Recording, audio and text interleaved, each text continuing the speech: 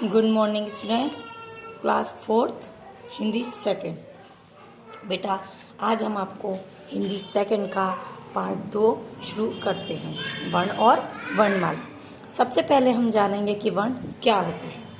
वर्ण भाषा की वह छोटी से छोटी इकाई जिसके टुकड़े नहीं किए जा सकते, वह क्या कहलाता है? वह वर्ण कहलाता है। जैसे कि देखिए, सबसे पहले मैं आपको बताती हूँ कि वर्ण किसे कहते हैं। जैसे हम बोलते हैं क ख ग घ, हमने ये बोला क, लिखा हमने क, तो हम इसको बोलेंगे क, हम इसको बोलेंगे क। इसमें बेटा स्वर निकल रहा है आ का स्वर निकल रहा है। अब वर्ण किसे कहते हैं? देखिए क के नीचे हमने लगाया बेटा हलंत, हमने हलंत लगा दिया, तो ये हमारा वर्ण आधा है, इसमें कोई स्वर नहीं है।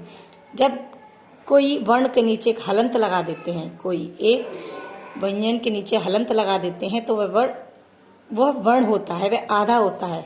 इसको हम झटके से बोलते हैं क। हम एकदम झटके से बोल देंगे क, जैसे ल ग व। तो अगर हम इसमें प्लस लगा के इसमें अ लगा देते हैं तो ये हमारा पूरा बन जाएगा क। ये हमारा बन गया व्यंजन। ये हो गया वर्ण, इसमें स्वर मिला दिया, ये बन गया आपका हमारा पूरा व्यंजन। और इसमें आ जाएगा प्लस अ की, इसमें अ का स्वर आ रहा है। तो वर्ण, इसके क्या हम टुकड़े कर सकते हैं? क्या हम इसके टुकड़े कर सकते हैं? क के नहीं, ये पूरा क, और इसमें अ मिल गया तो हम पूरे एक क के टुकड़े हम कर सकते हैं, क्योंकि इसमें अस्वर मिल गया है। ये देखिए ऊपर दिए गए चित्रों में गुब्बारे बेच रहे हैं, गुब्बारे ले लो की आवाज लगा रहा है। आवाज के ध्वनि कहते हैं, सभी जानते हैं। गुब्बारे ले लो इस प्रकार भी लिख सकते हैं, मतलब ये वर्ण विच्छेद है। वर्ण विच्छेद जैसे हमने वर्ण विच्छेद में लिखा राम, तो इसका वर्ण विच्छेद कैसे होगा? र नीचे हलंत, क्योंकि ये वर्ण है। आ की मात्रा आ प्लस म, नीचे हलंत क्योंकि एक वर्ण है, प्लस अ क्योंकि म में अस्वर है, राम। इस तरह से वर्ण विच्छेद किए जाते हैं। अभी मैंने आपको बताया था भाषा की वह सबसे छोटी इकाई जिसके टुकड़े नहीं किए जा सकते वर्ण कहलाती है। भाषा की वह छोटी से छोटी इकाई जिसके टुकड़े नहीं किए जा सकते वह कहलाती है वर्ण। समझ में आ गया होगा बेटा यहाँ तक। अब है निश्चित क्रम में लिखे, निश्चित क्रम में लिखे वर्णों के समूह को वर्णमाला कहते हैं। यहाँ तक हमने पढ़ा वर्ण, यहाँ तक हमारा कंप्लीट हुआ, यहाँ तक हमारा कंप्लीट हुआ वर्ण। जो मैंने अभी आपको बताया था, वर्ण जिनके नीचे हलंत लगा होता है उसे हम वर्ण कहते हैं। वर्ण कहलाता है आधा होता है, ठीक है। अब भाषा की सबसे छोटी इकाई वर्ण कहलाती है। चलिए अब हम स्टार्ट करते हैं वर्णमाला। वर्णमाला जो अ से ज्ञ तक हमने छोटी, सबसे छोटी प्ले क्लास से और हम आखिरी तक हमारे वर्णमाला ही साथ देती है भाषा में।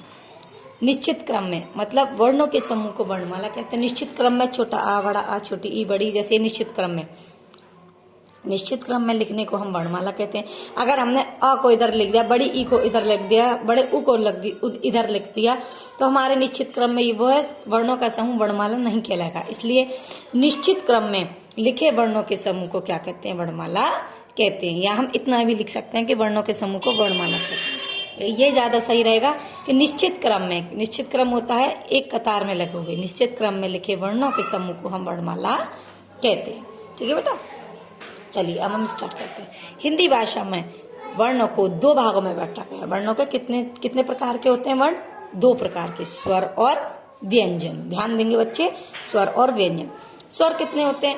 स्वर अ से लेके ओ तक। अब आप कहेंगे इसमें छोटी अंग और बड़ी अंग भी होती है, तो अभी मैं आपको बताऊंगी बेटा, उसे हम बोलते हैं अयोग्यवाह स्वर। होती तो वो मात्रा है, लेकिन हमारे हिंदी भाषा में 11 मात्राओं को ही सम्मिलित किया गया है, वह अलग से दी गई हैं अनुनासिक और अनुस्वार स्वर के रूप में। अ से लेके ओ तक के हमारी 11 मात्राएं हैं। 1 2 3 4 5 6 7 8 9 10 11, ठीक है। ये है हमारी 11 मात्राएं होती है। जिन वर्णों को बोलने के लिए अन्य वर्णों की सहायता नहीं लेनी पड़ती वे स्वर कहलाते हैं। स्वर किसे कहते हैं? क्योंकि बेटा स्वर को लिखने के लिए हमें अन्य वर्ण स्वर की आवश्यकता, स्वरों को बोलने के लिए हमें किसी भी वर्ण या स्वर की आवश्यकता नहीं होती, क्योंकि इन्हीं की सहायता से हम हिंदी भाषा को बोल सकते हैं। और हिंदी भाषा में बड़ा रूप रूप का परिवर्तन होता है। ये देखो, जिन वर्णों को बोलने के लिए अन्य वर्णों की सहायता नहीं लेनी पड़ती, क्योंकि हमें किसी स्वर को बोलने के लिए ना ही किसी वर्ण की आवश्यकता लेनी पड़ती, ना ही किसी स्वर की, क्योंकि ये खुद स्वर होते हैं। बल्कि वर्णों को बोलने के लिए हमें स्वर की आवश्यकता लेनी पड़ती है।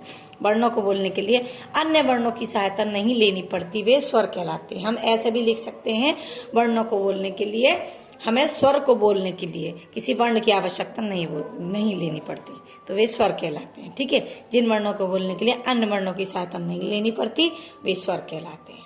ठीक है, क्योंकि ये एक खुद वर्ण होता है, खुद ये स्वर ही होते हैं और वर्ण ही होते हैं। इनमें ना तो किसी व्यंजन की, किसी स्वर की, ना किसी वर्ण की आवश्यकता लेनी पड़ती है। स्वतंत्र होकर गाए जाते हैं, स्वर स्वतंत्र होकर गाए जाते हैं। इनमें किसी, ये ऐसे लिख सकते हैं इसकी परिभाषा, स्वर, ये स्वर स्वतंत्र होकर आजादी से बोले जा सकते हैं, क्योंकि इनमें किसी वर्ण की, अन्य वर्ण की सहायता नहीं लेनी पड़ती, उन्हें हम कहते हैं स्वर।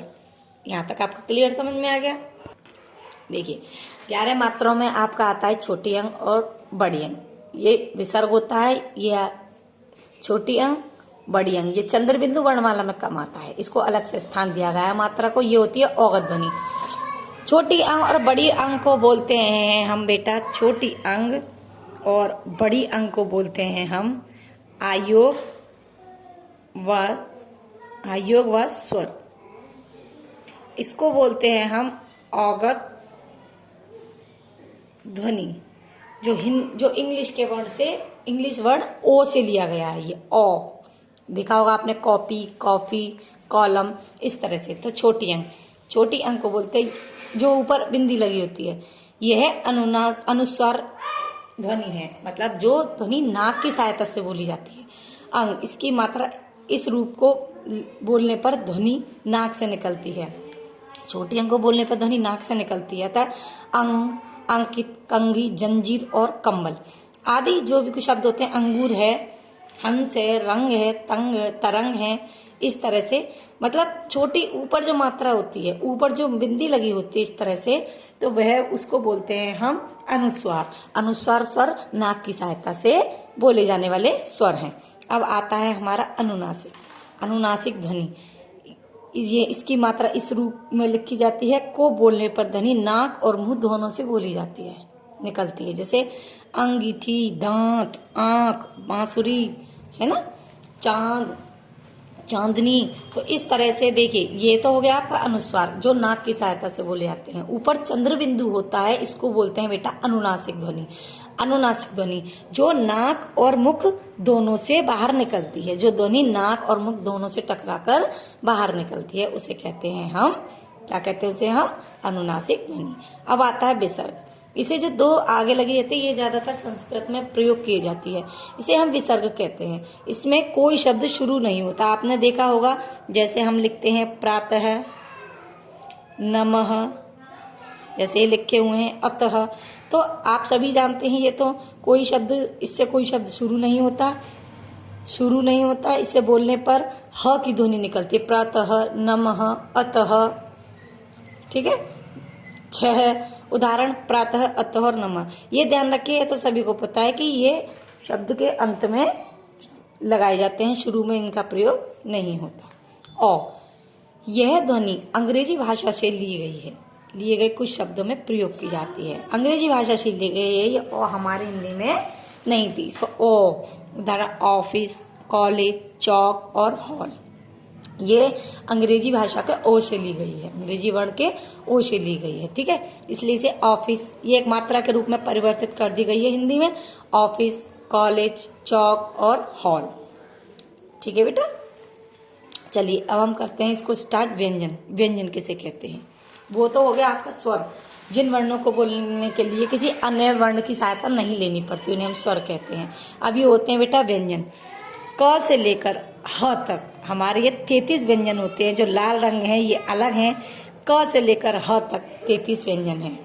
ठीक है, छ त्रज्ञ ये होते हैं आपके संयुक्त व्यंजन, जो मैं इनको आपको संक्षिप्त में आगे पढ़ाऊंगी।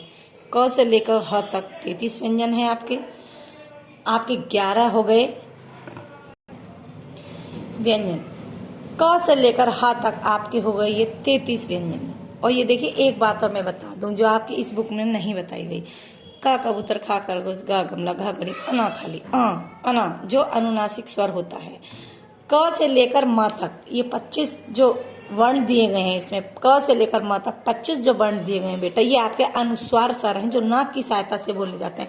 इसका 5वां वर्ण क वर्ग, च, ट, थ, त और प ये पूरे एक वर्ग के रूप में होते हैं। क वर्ग में 5 वर्ण आते हैं, च वर्ग में 4-5 वर्ण आते हैं, क से लेकर अणा तक अनुस्वार, च से लेकर य तक अनुस्वार, मतलब ना कि अणा, य, न, म, इस तरह से अनुस्वार स्वर होते हैं। हर वर्ग का 5वां वर्ण क्या होता है? अनुस्वार स्वर होता है। क से लेकर ह तक हमारा है 33 व्यंजन, 11 हो गए स्वर, 4 हो गए आपके संयुक्त व्यंजन, छ, त्र, ज्ञ, श्र। ठीक है, अब 4 हो गए ये ड़ और ढ, है ना, ड और ढ, ये हो गए ड़ और ढ।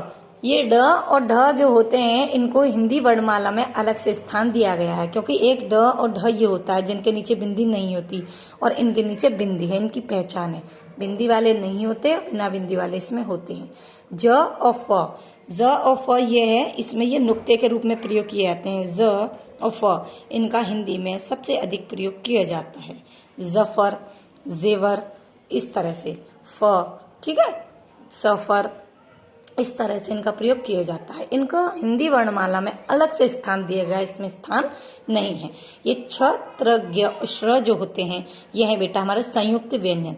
इनका मैं आगे में आपको संक्षिप्त विवरण करूंगी। ये 2-2 वर्ण, इनके अंदर 2-2 वर्ण है, इसलिए संयुक्त व्यंजन बोले जाते हैं।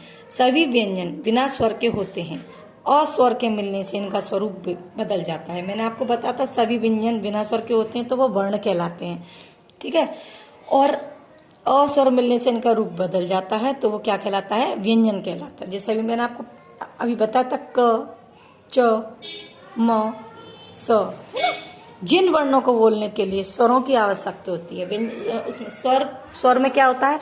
जिन वर्णों को बोलने के लिए अन्य वर्ण की आवश्यकता नहीं होती, और व्यंजन में जिन वर्णों को बोलने के लिए स्वर की आवश्यकता होती है, स्वर की आवश्यकता होती है या स्वर की सहायता लेनी पड़ती है, उसे व्यंजन कहते हैं।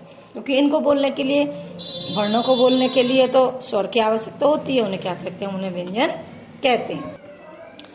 ड, ढ का प्रयोग, अभी आपको मैंने बताया था ड और ढ का प्रयोग हिंदी वर्णमाला में नहीं है, इनको अलग से स्थान दिया गया है। अभी इसे ध्यान से सुनेंगे। का प्रयोग व्यंजनों की तरह किया जाता है। इसमें कोई शब्द शुरू में नहीं होता, हमेशा शब्द के बीच या अंत में आते हैं। एक बात का ध्यान रखें, ये जो नीचे बिंदी लगी होती है ड के और ढ के, जो नीचे बिंदी लगी होती है ना, ये हमेशा शब्द के अंत में आते हैं, कभी शुरू से इनका शब्द ये वर्ण स्टार्टिंग में नहीं आते। जैसे गड़गड़, पहाड़ी, बूढ़ा, पढ़ाई। अच्छा, जो वर्णमाला में है जैसे ढक्कन, ये हमारे ये इनके इसके नीचे बिंदी नहीं है, इसके नीचे बिंदी नहीं है। डलिया, इसके नीचे बिंदी नहीं है। इन दोनों का प्रयोग किसमें किया है? हमारे हिंदी वर्णमाला में किया है, ठीक है। ये हमेशा ध्यान रखें, इनमें कोई शब्द शुरू नहीं होता, ये शब्द हमेशा शब्द के बीच या अंत में आते हैं। हमेशा ध्यान रखें, शब्द के बीच में या अंत में आते हैं। ज और फ का प्रयोग उर्दू तथा अंग्रेजी भाषा के लिए किया जाता है, और उनके नीचे जब बिंदी होती है उसे बेटा नुक्ता बोलते हैं। कुछ शब्दों में किया जाता है, उदाहरण जमाना, मजाक, जा और नीचे नुक्ता लग जाता है तो उसे बोलते हैं जा। जमाना, मजाक, सफेद, कॉफी और फोटो। जैसे हम फ बोलते हैं और नुक्ता लग जाता है तो हम लिखते हैं क्या? फोटो। तो इस तरह से ज और फ का प्रयोग नुक्ते के रूप में अंग्रेजी भाषा में कुछ शब्दों में किया जाता है। उदाहरण मैंने अभी आपको बताया, छ, त्र, ज्ञ, श्र संयुक्त व्यंजन है, ये दोनों व्यंजनों के मेल से बनते हैं। चलिए बेटा, छ, त्र, ज्ञ का प्रयोग मैं आपको नेक्स्ट वीडियो में पढ़ाऊंगी। आज आप यहीं तक ही करेंगे क्योंकि इसमें डिटेल में नहीं दिया गया छ, त्र, ज्ञ, श्र का। मैं इसे आपको डिटेल में एक कॉपी पर लिखकर या इसी पर बताऊंगी। आगे हम पढ़ेंगे स्वरों की मात्राएं और वर्ण विच्छेद। तो बेटा आज तक के लिए, आज तक का टॉपिक हम शीर्षक आज का यहीं पर खत्म करते हैं, ठीक है। आप इसको रीड करेंगे, अगर बस इस छोटी छोटी चीजों को याद रखेंगे, ड, ढ, ज, फ, ठीक है, इस तरह से आपको ये रीड करने हैं।